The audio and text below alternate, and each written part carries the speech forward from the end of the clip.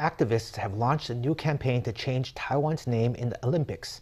They're calling for the national team to compete under the name Taiwan at the upcoming Olympics instead of using the name Chinese Taipei.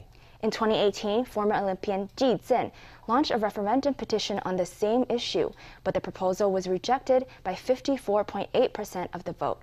But this time around, activists are optimistic that there's enough social momentum for change.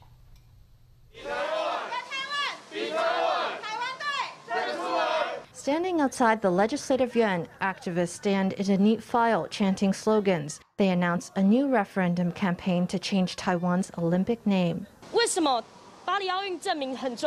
It is important that Taiwan competes under its real name in Paris because Chinese Taipei does not exist. We want our athletes to compete for their country under their country's true name.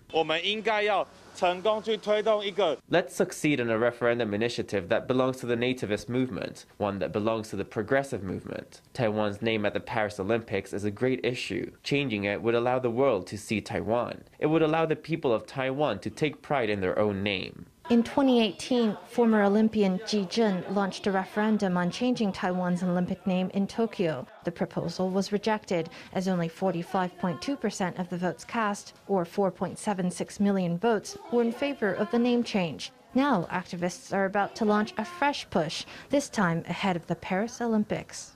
2